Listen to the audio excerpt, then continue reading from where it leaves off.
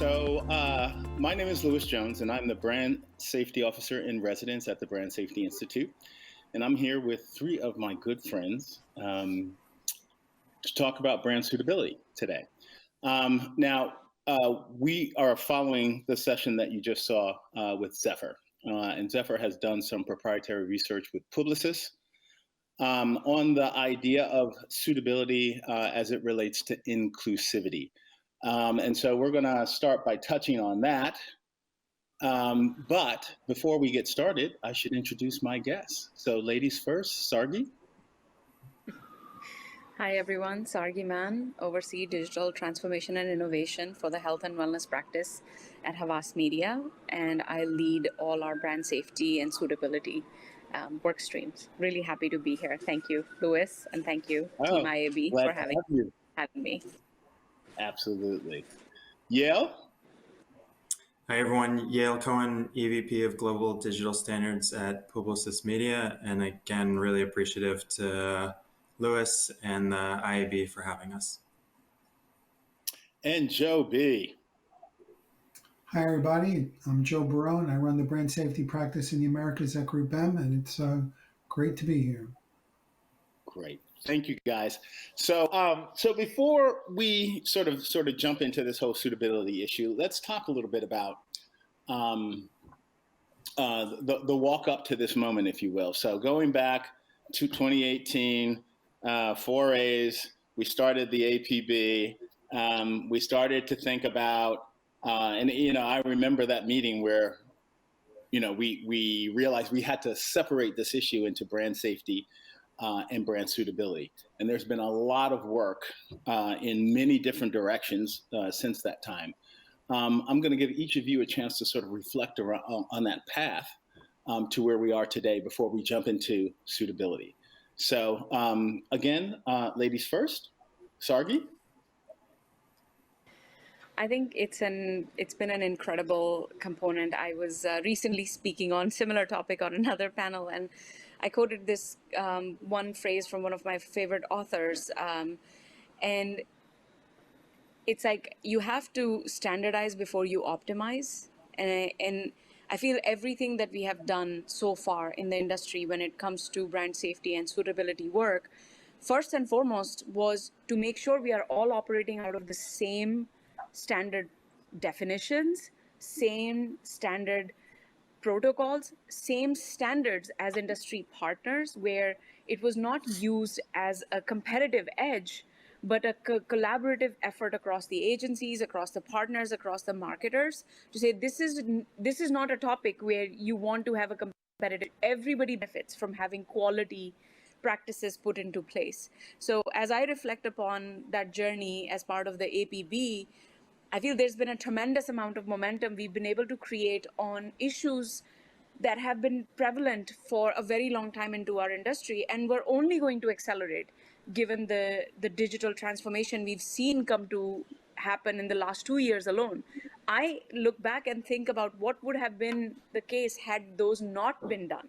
Like, imagine that 2018 journey had not begun. What would we have been facing today in an era of so much prevalation of disinformation, misinformation, different platforms, different audiences, so much activity happening in the digital platforms? So I feel it was all things happen for a right time for the right reason at the right team. And I feel the 2018 journey was perhaps all for this moment now that we are seeing the growth happen. Great. Yeah, no, I remember we really struggled with the concept of fake news and how to isolate it. And then later on with sort of all the events of 2020, misinformation and disinformation came into a real focus. So, Joe Barone, your thoughts? Louis, when I think back, I think about a song that I'm pretty sure was the Dead Kennedys' Anarchy in the UK, where the line was, "We know what we want, we don't know how to get it."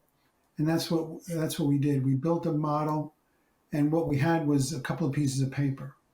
And now 4 years later, we've got a dozen or so entities, platforms, verification providers that are actively measuring and targeting and helping clients avoid in the brand suitability space. So it's been an amazing ride. And I'll say that the most fun we ever had in the process was the day we argued the difference between obscenity and profanity. Yeah, that took a while. That took a while. Yes. That was the longest How to get meeting. your arms around those issues. Sure, sure. Yale? I look back on that, and it's one of the things that I think we got so right about starting that work so early. It was a really important distinction for us. We had just gone through 2017, where it was a year where every single one of our agencies was going through brand safety issues and how to create better contextual targeting, how to create avoidance of certain types of content. And that distinction between brand safety and suitability was incredibly important. And I think that let us set the foundation for all of the consistency in definitions, the consistency for how we shared that with measurement partners. It laid the foundation for GARM to create that conversation with platforms and other industry partners and our clients. And so I think looking back on that, it was a really pivotal moment for us to really focus on both of those two as a separate entities and separate concepts, so that we really could siphon off all of our dollars, eliminate our funding for misinformation, eliminate brand safety, and then focus on more sophisticated elements like how to become more granular in our targeting, what contextual categories were relevant to our clients, and understanding this way before a lot of even the privacy issues and cookie deprecation happened. I think it laid the foundation for us as an industry to continue to progress forward. Yes, cookie deprecation. We're going to get into that in a few minutes. So let's start with, all right, so we just saw Zephyr and your colleague talk about the work that they're doing. Do you care to expand on that a little bit? Or talk about sort of other work streams in the Publicis world related to sort of suitability and getting brand safety right? Yeah, I think this is from what I have heard, it's the first of its kind research that helps us to understand from a diversity, equity, and inclusion perspective the right controls in place. And the research really digs deep into how do we avoid diversity, equity, inclusion content and DE&I audiences. And it creates the right mechanism for us from a suitability perspective, because a lot of our keywords were created from a brand safety and suitability perspective on what is or isn't the right controls in the space, because we're using the right blocking mechanisms, and then it's showing up as a brand suitable or not showing up. So we really tried to dig deeper into that and figure out what is the right keyword list that we should inform our agencies that potentially has unconscious bias. And by eliminating those, it really is an instrumental opportunity for us to make a correction. The other correction that I'd like to share with you guys, and maybe this is a little bit controversial, but I think we've gotten some of the brand suitability wrong. We've set the right definitions, but what we haven't taken into consideration is the consumer aspect of brand suitability. So we've set these modes for marketers to opt into, but the marketers are disincentivized to opt into the right, to a higher or medium risk tolerance. And we're from Publicis, we're actually launching exclusive research with Double Verify to understand consumer level suitability against contextual categories. Based on their response and reaction? Yeah, so we're trying to figure out what is the right suitability for each brand, and not have a marketer opt into high, medium, and low, for them to be able to customize some of that and try to understand, is this resonating with the consumer? And it's part of the work streams, like how do we avoid blocking news or hard news or other types of content And how do we understand what the brand's consumers actually expect and trust of the content that they're already consuming? And does it change any of that risk tolerance to the consumer? So this is a really interesting way to understand a different aspect of brand suitability and figure out how to get this one right. That's really interesting. So it starts with a consumer first sort of ground up kind of approach. And that will tie into, I think, what Sargi wants to focus on. But before I get to Sargi, Joe, GroupM, early to brand safety. Sort of where are you in? Where is GroupM in its suitability journey at this point? Well, we have most of our major clients opting into one or another of the available models that are on the market with Integral and Double Verify and Channel Factory and Zephyr and OpenSlate. And it's interesting that we purposely took an open source type approach with the model, which led to relatively rapid adoption, but led to models that are somewhat different, or if not significantly different.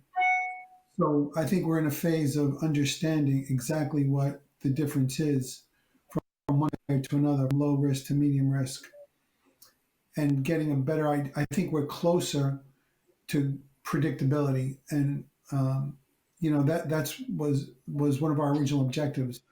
Was when a client went into a digital buy, they would have a better sense of understanding of what they can expect to run in based on the settings that they've chosen. And I think we have improved our ability to predict the type of environment we'll run in. But it's still different by partner and by player. And one of the things that by the time this airs will be already in place is a solutions developer working group within GARM to bring together those partners to the same table to start working together and potentially driving a more consistent model.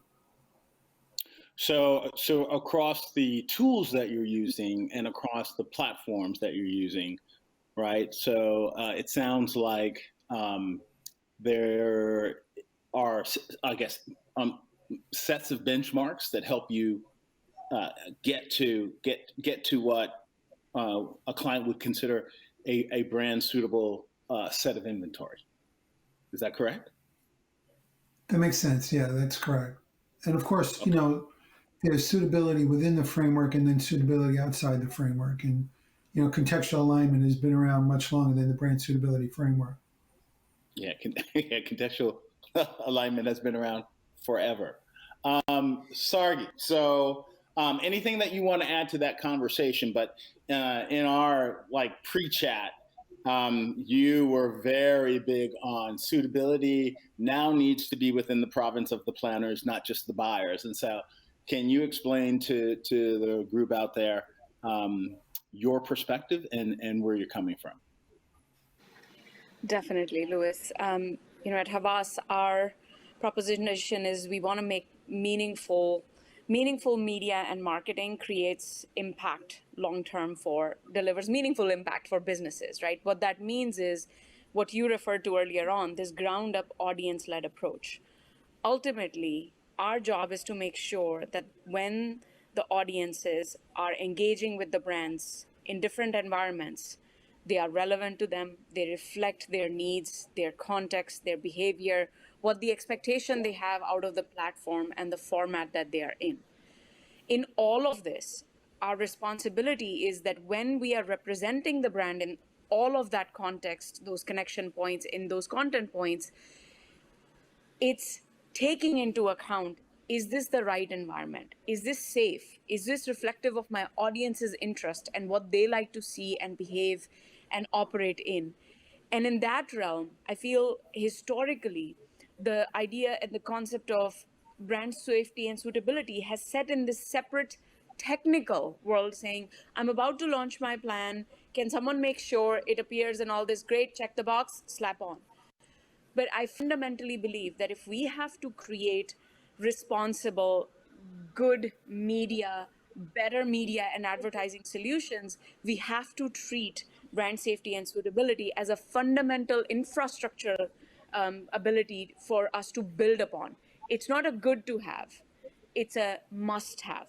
Every marketing and media plan needs to account for what is this media plan delivering, not just for the client, but for the audience. And overall, is it creating responsible value for the publisher community, for the providers, for the creators, and of course safeguarding that it's fraud-free environment. It's not funding any wrong interests and and it's representing the cultural present of our society. It's not leaving out certain audiences or certain groups.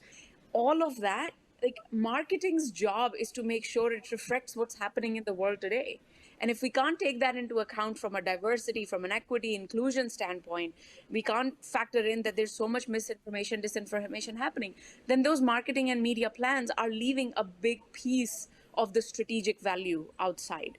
So that's where I come from, is that in order to do meaningful marketing and media, brand safety and suitability is foundational element to build on, not a nice to have add-on to consider. That's great. That's great. So it sounds like from a suitability standpoint, I mean, we're still sort of, in the mire trying to figure out which directions to go. But we're on the path, and that's a good thing. And so we'll see further developments, hopefully in the near future. One of you brought up, I guess it was Joe, contextual advertising. So as we think about sort of the future and there, a cookieless world, and so a lot of this brand safety and suitability stuff was driven out of a lot of frustration with supply chain. Cookies may go away. People are saying context is the new thing. I think it's a mix of the two. Free response from each of you. Like, what do you think the future holds in terms of audience or cohort versus contextual, and how does it come together, and how do you manage it better over time? Well, I'll jump in because I'll be brief. I think it's murky. I think there's no switch that's going to be flipped. People look at a date on a calendar, and this is the day Chrome will deprecate, and that date keeps moving. So the ability to use cookies is going to be around a lot longer than people think it is. And the ability to use contextual alignment and contextual environment is already in existence. So we're going to find that different opportunities work better for different brands, sort of like it always has. Good answer. Good answer. Yale? Yeah, I mean, I look at environments like connected television, where the cookie doesn't really exist, and we have already challenges with how the ad is actually being delivered through like an SSAI, server-side ad insertion. And so in those types of environments, the suitability, the contextual categorization of the content becomes one of the replacements for some of those audience identifiers and delivery and targeting mechanisms. So it becomes massively important. Then the transparency that all of our verification partners are working on down to the show level, so that we can map the show details, the genre, all the way to the contextual categories, and have more higher level and sophisticated analytics.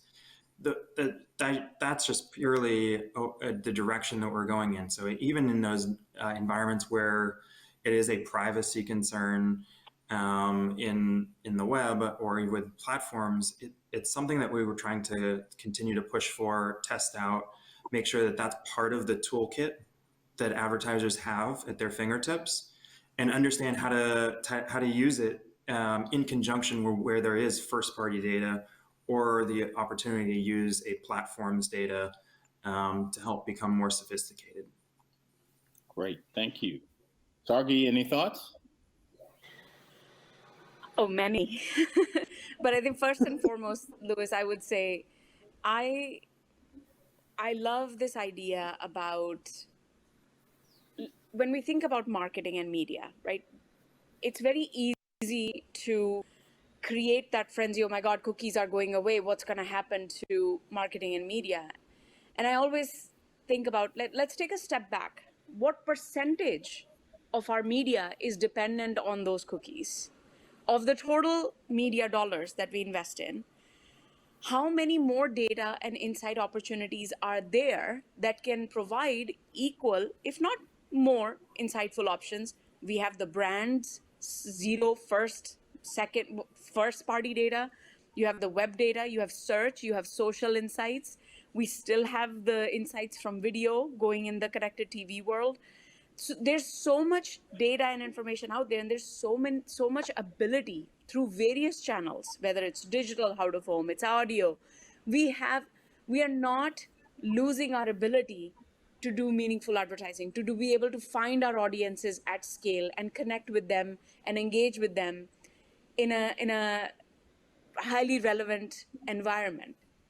What we are losing is potentially the easy to access. And I like to focus on the positive. The positive is perhaps this is the time where it's forcing marketers, practitioners alike to stop depending on the ease of accessing. Yeah, let's just do retargeting. And it's forcing and it's earning digital media a bigger seat at the table, saying we can do brand management, we can do bigger, insightful, impactful things versus just relying on, can we find this audience? Let's retarget. Let's go through this rabbit hole of finding all these audiences, doing all these tests. But what is it delivering? And it's forcing the dialogue to go back to saying, what's the value proposition we want to create? And what's the value proposition we want to deliver? And it's recasting the role of digital media and marketing from purely perhaps a DR or a operational to a strategic vehicle to the larger marketing and media principles. So there is a lot of opportunity. Yes, it's a challenge, but as Joe and Yale have called out, it's not an insurmountable challenge. We have a lot of information and a lot of talent, a lot of possibilities on hand to navigate it. So I'm not focusing on the doom and gloom, because I don't think it's a doom and gloom situation. Louis, start the hashtag, kick the cookie to the curb. There you go. Boom, boom.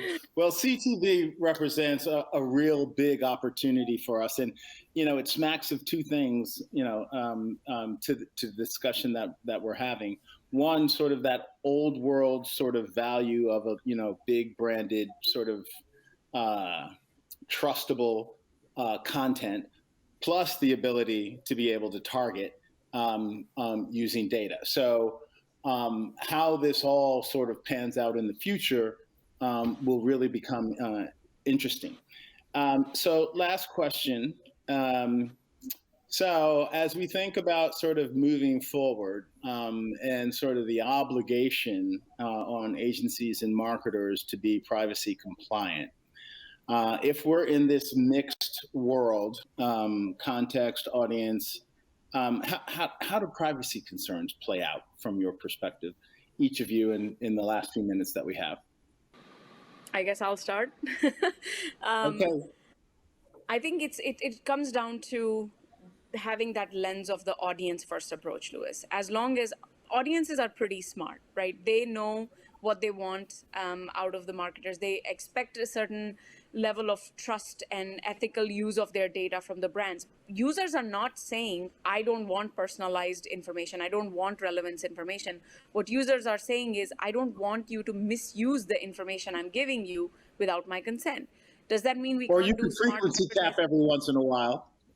Yeah, so I don't think it's not a case of either or. And I'll go back to saying, if we have to be privacy compliant, does not mean we still can't do personalized relevance advertising and marketing to the audiences. It will take time, it will take rigor, it will require more qualitative and quantitative sides, it will require the left and the right side of our brains to come together, and it will require media and creative and business teams to work closer together.